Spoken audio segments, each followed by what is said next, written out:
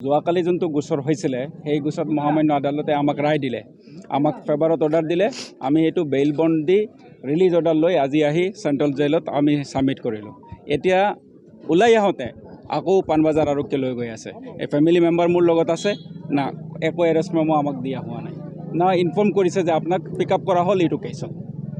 এইটো আনপ্ৰেচিডেণ্টেড ইণ্ডিয়ান হিষ্ট্ৰীত যে এজন মানুহ জেল পাইছে, ৰিলিজ পাইছে, বেইল পাইছে, আকৌ ইমিডিয়েটলি তেখেতক গাড়ীত উঠাই লৈ গৈ আছে। কিন্তু ফেমিলি মেম্বাৰ মোৰ লগত আছে। মই ৰিপিট কৰি আছোঁ যে এতিয়ালৈকে তেখেতক একো জনোৱা হোৱা নাই। ক'ত লৈ গৈ আছে, কিহৰ কাৰণে লৈ গৈ আছে, ছেকেণ্ড এফআইআৰৰ কাৰণে লৈ গৈ আছে। কিন্তু ইণ্টাৰেষ্টিং এটা ফেক্ট চাব, এই এফআইআৰখন যেতিয়া 4টা ছেকশ্যনত আছে, only 1 section non bailable section. সেইটো হ'ল যে দিলৱাৰ মজুমদাৰে সেই অফিচত যাই ফাইল চুৰ কৰিবৰ কাৰণে ট্ৰাই কৰিছে। তেখেতে চুৰ কৰা নাই, ট্ৰাই কৰিছে। আৰু ছেইম লাইনটো যদি আপুনি চাই, যোৱাকালিৰ এফআইআৰ আৰু আজিৰ এফআইআৰটো almost in similar line. Only এই এডাল্টখিনি লগোৱা হৈছে যে তেখেতে ফাইল চুৰি কৰিবৰ কাৰণে সেই অফিচত গৈছিলে। কিন্তু মোৰ তাত ভিডিঅ' ফুটেজ আছে যে অনাৰেবল MDয়ে তেখেতক মাতি লৈ গৈছে যে আপুনি ওপৰত আহক। তাৰপিছত ফাইল চুৰিৰ অভিযোগত এতিয়া ছেকেণ্ড ইয়াৰ পৰা ৰিলিজ হোৱাৰ লগে লগে তেখেতক লৈ গৈ আছে।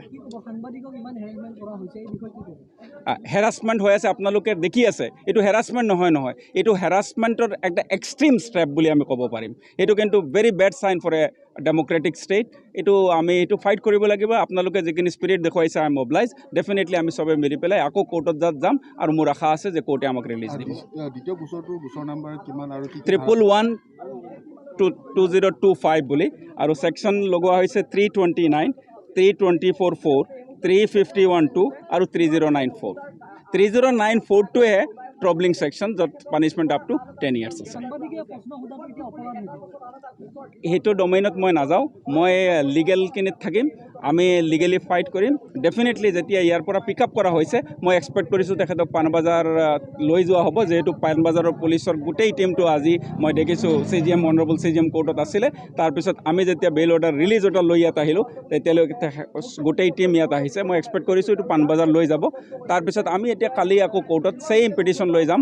আৰু মোৰ এক্সপেক্টেশ্যনটো হ'ল ইতিমধ্যে ইয়াৰ পৰা লৈ গ'ল। আপোনালোকে চবে দেখিছে। Thank you very much.